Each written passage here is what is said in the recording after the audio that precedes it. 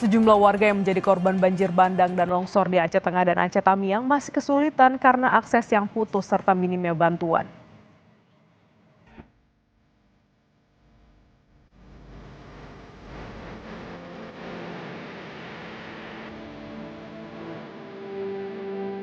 Berisiko, warga Aceh Tengah menyeberang dengan jembatan darurat.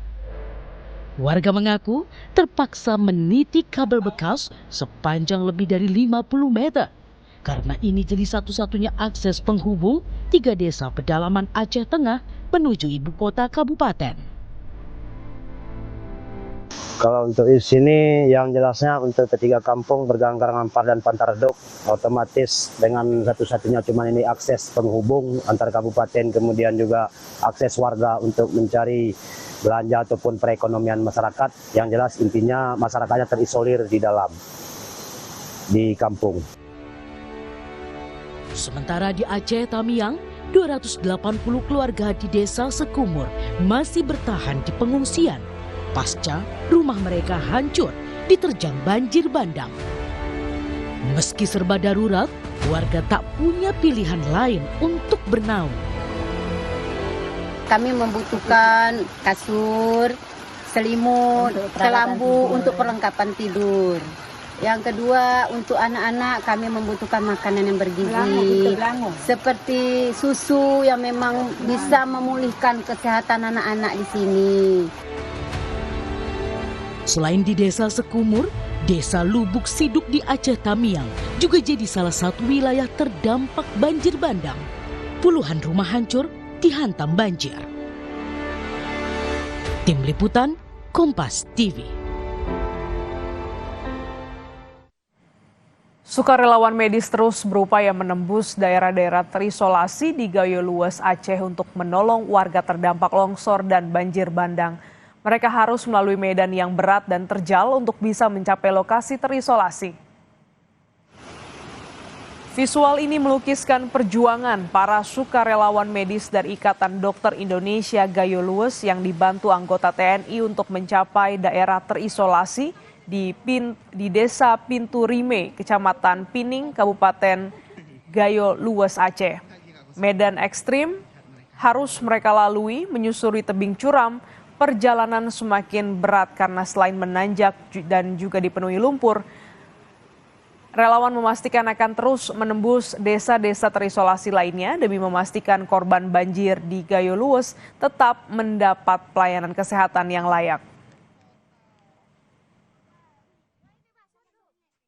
Ini persiapan menuju Desa Pining, Tor masih terisolasi dan sampai saat ini bantuan yang masuk hanya logistik umum, tapi tenaga medis belum bisa menembus di situ. Jadi hari ini kita memutuskan yang bekerja sama dengan pihak TNI, seluruh tenaga medis untuk berangkat menuju Desa Pining.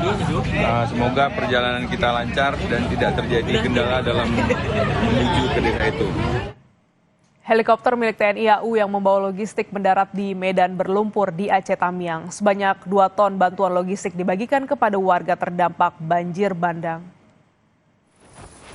Helikopter milik TNI AU mendarat di halaman sekolah masih tergenang lumpur demi mempercepat penyaluran bantuan bagi penyintas bencana. Aceh Tamiang menjadi salah satu daerah yang paling terdampak akibat banjir bandang.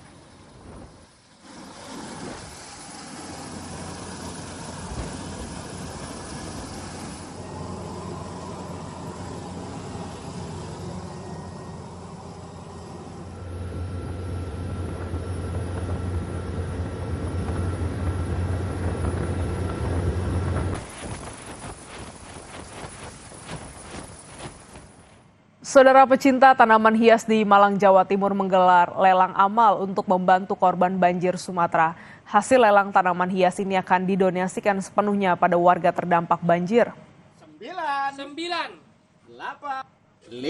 Lelang amal tanaman hias ini digelar secara daring melalui media sosial. Salah satu panitia lelang amal menjelaskan ada 100 lebih tanaman hias dari berbagai jenis yang dilelang. Harga tanaman hias beragam mulai dari puluhan ribu hingga ratusan ribu rupiah. Bahkan ada beberapa jenis tanaman yang harganya bisa mencapai jutaan rupiah. Ini merupakan benar pure membantu. Apalagi kan kita memang bergeraknya di bidang tanaman ini. Nah, jadi nanti untuk hasilnya, hasil lelang, penjualan 100% itu nanti semuanya kita serahkan ke pihak yang membutuhkan lewat Mapala UI, Universitas Indonesia itu tadi. Sebagai bentuk kepedulian terhadap korban banjir bandang di Sumatera, pemerintah Provinsi Kalimantan Tengah salurkan bantuan secara langsung ke 3 wilayah terdampak di Aceh, Sumatera Utara, dan Sumatera Barat. Bantuan senilai 9 miliar rupiah ini dibagi ke masing-masing posko di tiap provinsi, yaitu 2,8 miliar untuk Provinsi Aceh, 2,6 miliar untuk Sumatera Utara, dan 2,7 miliar untuk wilayah Sumatera Barat. Bantuan berupa barang kebutuhan pokok juga dibagi ke 3 wilayah terdampak. Bantuan ini berasal dari pemerintah provinsi dan kabupaten kota se-Kalimantan Tengah serta Forkopimda dan juga urunan masyarakat serta mahasiswa melalui gerakan Masyarakat Kalteng Peduli yang diinisiasi oleh Gubernur Kalimantan Tengah Agustiar Sabran. Sumatera Barat, Sumatera Utara, dan daerah istimewa Aceh tidak sendirian. Bahwa menghadapi ini semua ada saudara-saudara sekalian setanah air hadir. Tidak membiarkan itu semua, dan kemudian kita satu komando di bawah Bapak Presiden Prabowo Subianto, tetap semuanya semangat dan yakin bangsa kita mampu menangani ini semua, dan insya Allah semua pasti ada hikmahnya bagi kita semua untuk melangkah Indonesia lebih baik ke depannya.